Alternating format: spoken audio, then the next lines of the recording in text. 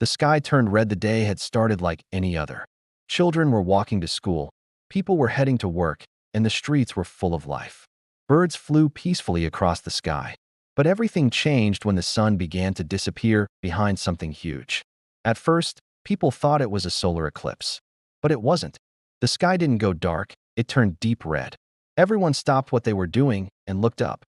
A strange red glow filled the air, and the clouds began to twist unnaturally. Then came the sound. A low, deep hum that shook buildings and made car alarms go off. People covered their ears. Babies cried. Dogs barked. Fear grew quickly. Then, through the red clouds, they saw them. Giant ships, bigger than anything Earth had ever built. Long and sharp, the ships floated down slowly like monsters made of metal. There were hundreds of them. They didn't fire. They didn't speak. They just hovered over every major city on Earth. The news called it an alien invasion. Scientists tried to calm people, saying it could be a mistake, a peaceful visit. But those who watched closely saw the truth. The ships had weapons. Huge cannons, and smaller fighter ships were flying below them like angry bees. Earth had no warning, no time to prepare. Soon, a message played in every language, on every screen and device. A voice spoke, cold and proud. This planet was once ours. You were only caretakers. We have returned. Earth now belongs to the Velari Empire again. Surrender, or be removed. Panic broke out everywhere. Governments tried to make contact, but the Velari ignored all messages. Military forces launched some missiles in panic, but they never reached the ships. They were destroyed mid-air by alien defense systems. Earth's strongest weapons were useless. In the capital cities, strange blue light beams came down from the ships. They scanned everything. Some people who were too close to the beams collapsed, unconscious. The Velari didn't explain. They didn't ask. They simply began taking control. In New York, the power grid failed. In Paris, the Eiffel Tower was surrounded by flying machines. In Tokyo, a Velari leader floated above the city and watched with glowing eyes. Soldiers tried to fight, but their bullets bounced off invisible shields. Earth was losing without even a real battle. People began to hide. Underground. In basements. In mountains. Everywhere. Rumors spread fast. Some said the aliens were taking people away.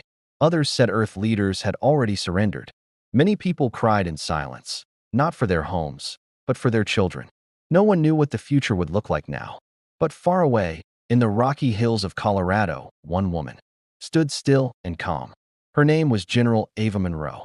She was old now, retired, living in silence after years of military service. She had seen war, real war, not the kind shown in movies. She had lost friends, made hard choices, and now, as she watched the sky turn red from her small cabin, she knew what it meant. She reached for a metal box hidden under her bed. Inside was a dusty communicator, a military device, long forgotten. She pressed a button. The screen lit up. A soft green light blinked, and a single word appeared: active. Ava didn't speak right away. She stared out her window. The red sky reminded her of a battlefield, of blood, of fire, and she whispered to herself, "They don't know who we are. They don't know what humans become when cornered." Then she spoke into the device. "This is General Ava Monroe. Activate Protocol Phoenix. Earth has fallen, but we are not finished." Miles below the ground, in an old forgotten bunker, hidden systems powered on. Machines that hadn't moved in decades began to glow. Maps lit up. Signals were sent. And the message was clear: humanity is still here. And it remembers everything. Back on the surface, the Velari thought they had won. They stood above the cities like gods. But they had made one mistake. They thought humans were weak because they hadn't seen war in 100 years. They didn't understand that peace doesn't mean helplessness. They had come to reclaim Earth.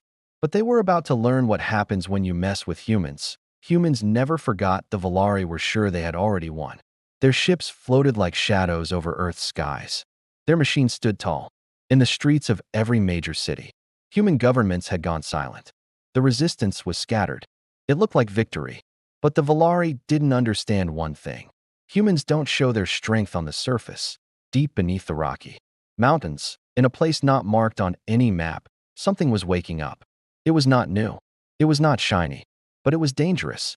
And it had one purpose: to protect Earth if all hope was lost. General Ava Monroe stood alone inside the entrance of an old military base. The heavy doors creaked open as she walked inside. The air was cold, filled with dust and silence. But she knew where to go. Every hallway, every code, it was all still in her mind. Because she had been waiting for this day. The base was called Outpost Echo, built during the last global war over 100 years ago. Most people thought it had been destroyed. Some believed it was just a myth. But Monroe had never left it behind.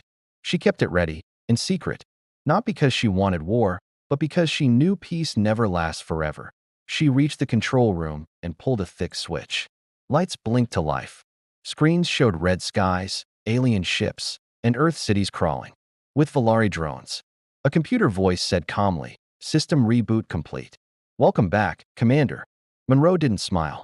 She just gave one quiet order. "Wake the fleet." Hidden far below the Earth's crust, hangars opened. Machines long thought retired. Powered on. They weren't fancy like the Velari's smooth ships. But they had something the aliens didn't understand: human soul. These machines had scars from past wars. And every scar told a story of survival. A.S. Monroe walked deeper into the base. Her old team began to arrive. One by one, men and women of all backgrounds, all ages, stepped forward. Some were scientists. Some were engineers. Some were soldiers. All were ready. There was Malik, the drone pilot who once hacked an entire satellite network with just a tablet. There was Lay, the ex-ship engineer who could fix anything, even with broken parts. And there was Darius, the silent fighter who had once taken down 3 pirate ships by himself. Each one had received the same message from Monroe's communicator. Each one had dropped everything to return. "I told you all," Monroe said. "One day they'd come. And when they did, we'd be the last line." Lay nodded. "Looks like today's that day." The Velari, watching from orbit, saw nothing. No troop movement. No resistance. They believed Earth had submitted. But beneath the ground, an army was being born again. Meanwhile, the aliens began collecting Earth's data. They laughed at how humans had stopped building warships, how they had disarmed after decades of peace. They called it weakness, but in those peaceful years, Earth hadn't forgotten war. It had hidden its sharpest blades in the dark. Monroe stood before the first battle mech, a massive machine called Talon X9. She placed her hand on the cold metal and whispered, "Let's show them who we are." The machine's eyes lit up bright blue. Back in orbit, the Velari commander, Rel, watched Earth's surface with growing boredom. "They are not resisting," he said to his crew. "Perhaps they really are as soft as they look." But just as he spoke, one of their scout ships vanished from the radar.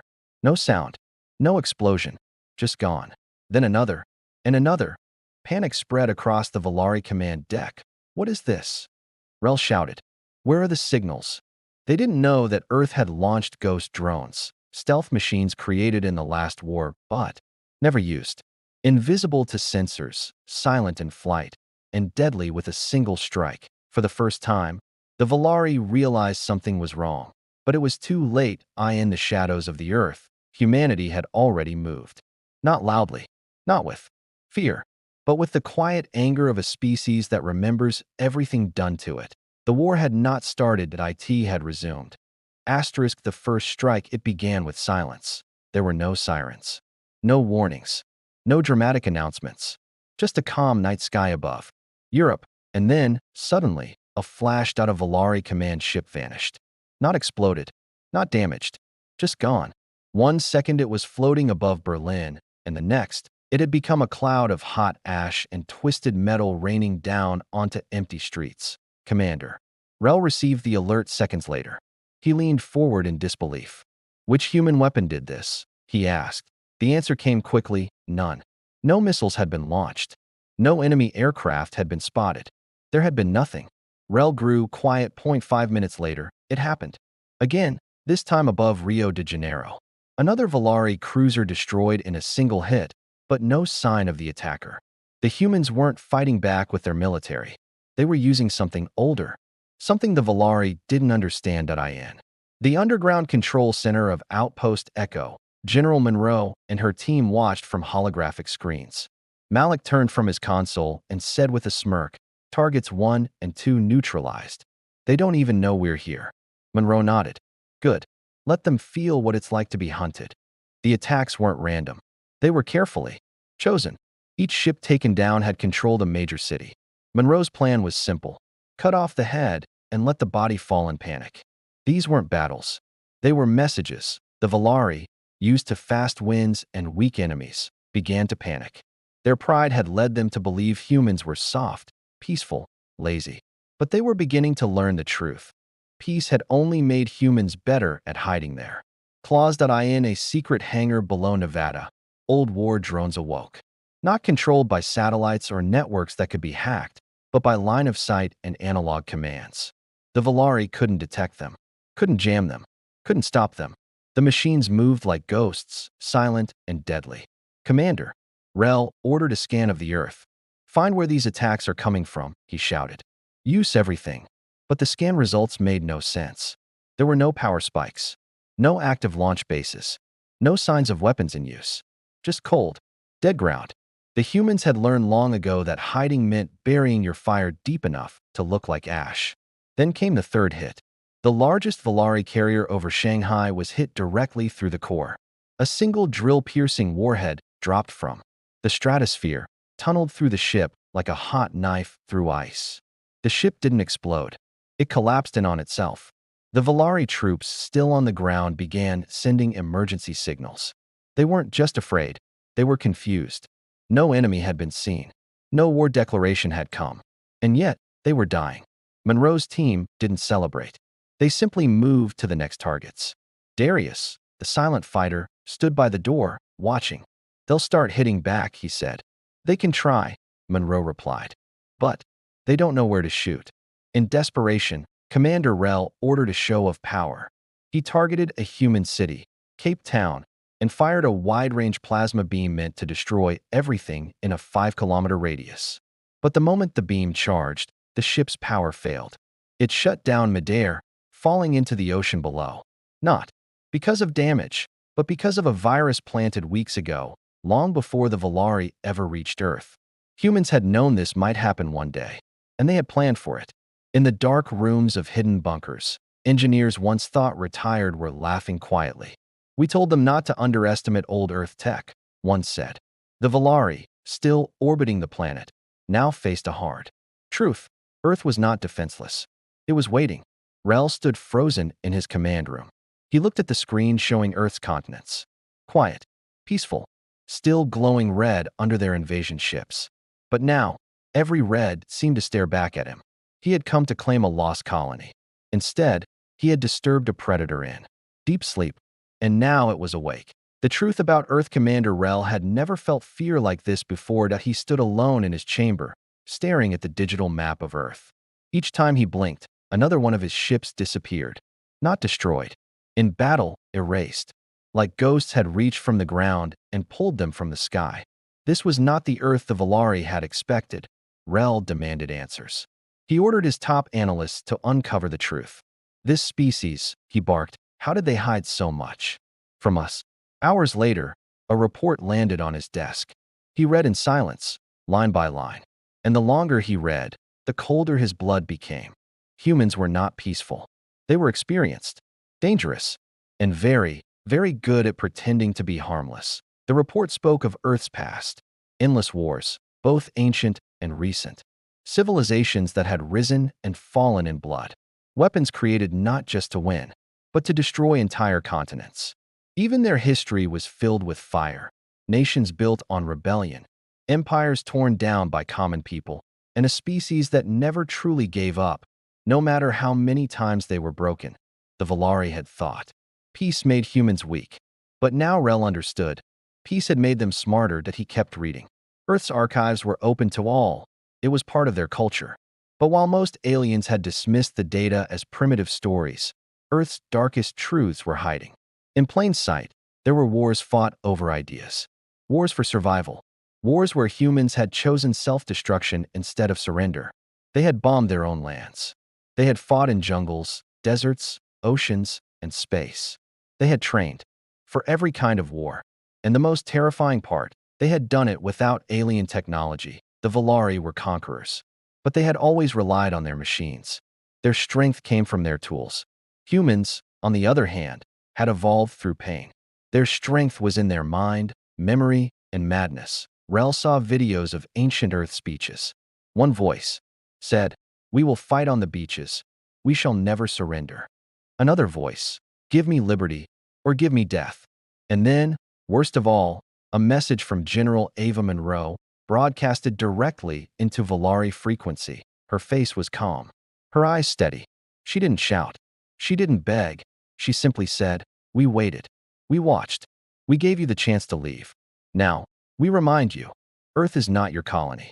It's our home, and we will bury anyone who forgets that." The screen cut to black. Rel dropped the report. His hands trembled. "This world," he whispered, "isn't what we thought it was. It's a graveyard of conquerors." Meanwhile, Monroe walked the corridors of Outpost Echo, listening to updates from across the planet. Small resistance groups were joining forces. Old alliances were reforming. Civilians were becoming soldiers, not because they were ordered to, but because it was in their blood. Humanity wasn't just surviving, it was preparing to eye in the skies above. The Velari fleet circled nervously. They didn't fire. They didn't move. The silence around Earth was no longer peaceful, it was a warning. And then came the moment Rel feared most. His own soldiers began to question him. "Commander," one of his captains asked quietly, "are you sure we can win this?" He didn't answer, because for the first time since they arrived, Rel understood the rule he had broken. You don't invade Earth. Not because it's strong, not because it's advanced, but because humans never forget. The hidden army for days. The Velari searched every inch of Earth's surface for the source of the attacks. They scanned cities, oceans, forests, deserts, every square kilometer. But the humans were invisible. It was like the planet itself had turned against them. Their scanners picked up only silence, ruins, and emptiness. But deep underground, far below their reach, Earth was gathering its storm. In old subway tunnels, in secret mountain bases, beneath schools and farms and old factories, something was moving. Quietly, steadily. People, ordinary people, the young, the old, soldiers, mechanics, hackers, doctors, mothers, students. They weren't running anymore. They were getting ready. The Velari had landed thinking they would rule, but they had mistaken stillness for surrender. They had thought silence meant fear. It didn't. It meant planning. General Ava Monroe watched her screen light up with blinking signals from around the world. Each one was a human cell rising in the shadows. Project Rebirth was no longer a plan. It was now real. This was the answer to Earth's greatest question. What if we are invaded again? Now they had their answer. Each city had a hidden cache of gear.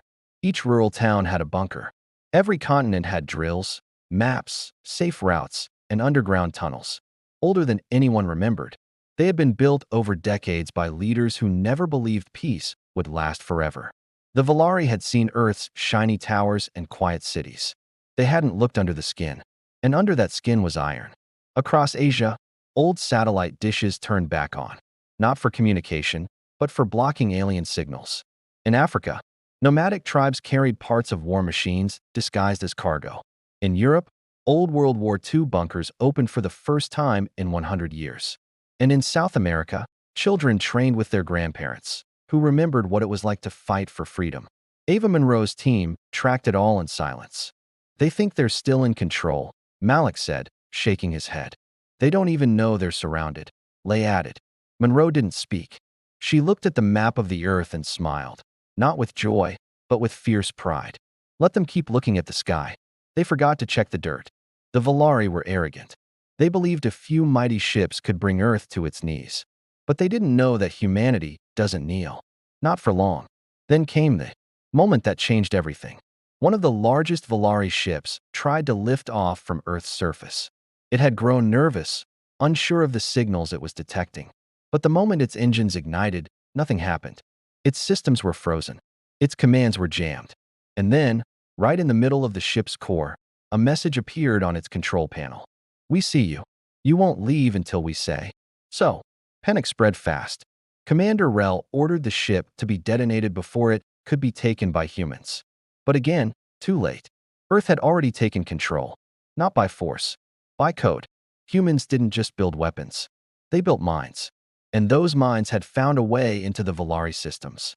Not by hacking, by watching, waiting, learning.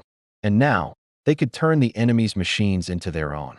Somewhere in the ruins of an old university, a blind girl who had once studied computer science sat beside a broken drone.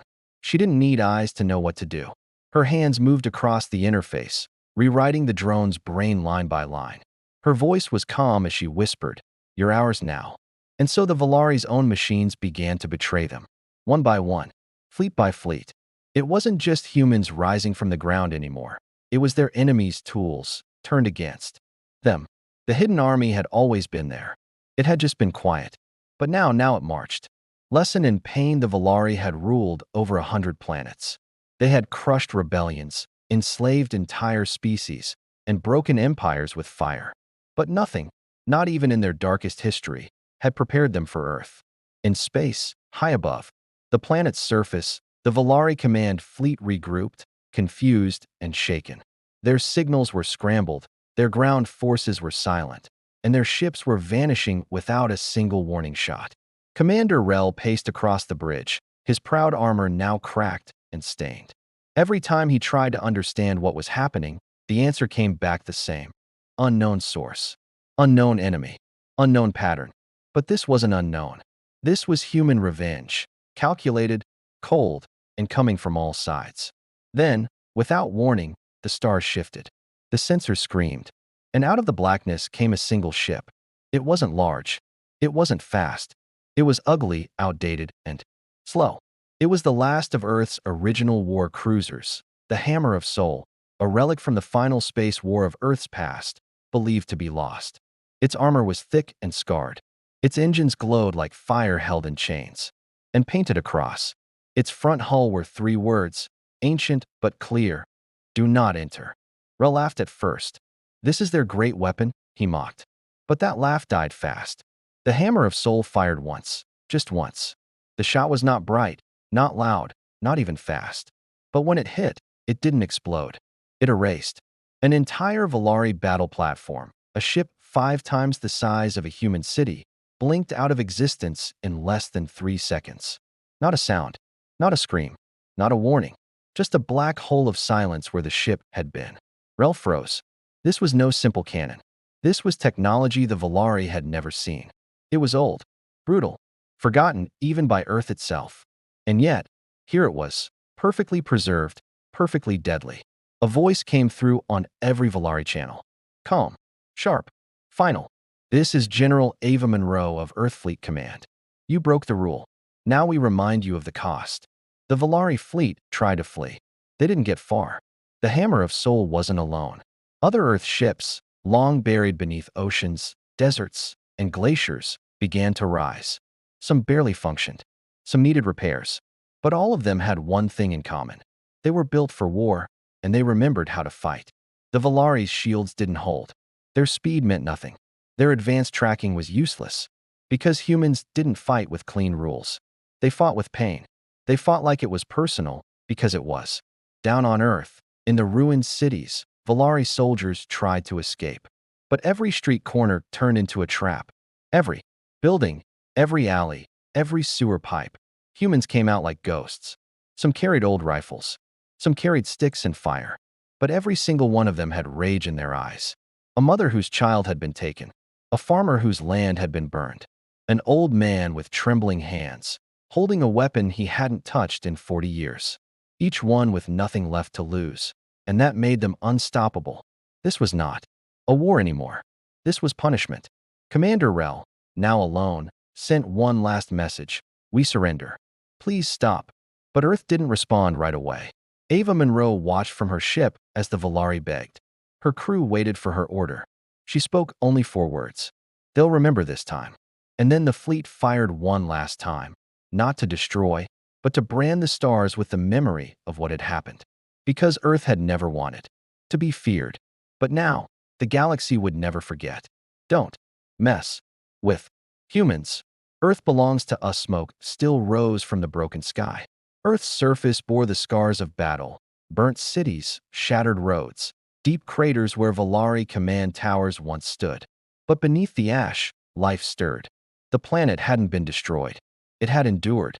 Because that's what humans do. They suffer. They bleed. And then, they rise. The last of the Velari ships floated in orbit, disabled, powerless, and silent. 1,000 alien eyes watched in disbelief as human vessels, some new, some ancient, circled them like wolves around injured prey.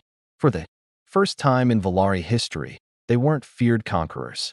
They were survivors begging for mercy. Inside the Hammer of Soul, General Ava Monroe stood at the heart of the command deck. Her uniform was torn, her face tired, but her eyes burned with purpose. She looked at the communication panel.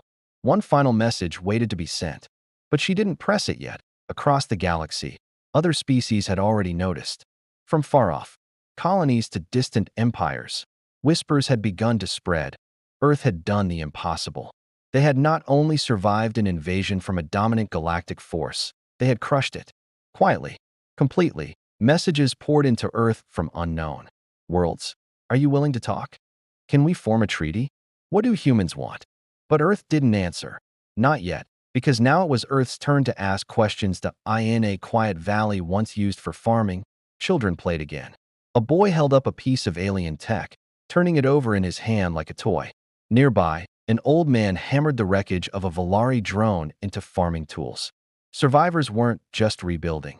They were claiming no longer would Earth be looked at as a forgotten blue rock on the edge of the stars. No longer would humanity pretend to be harmless. They had proved something deeper than power. They had proved ownership. The world was theirs, not because they had defended it, but because they had never truly let it go.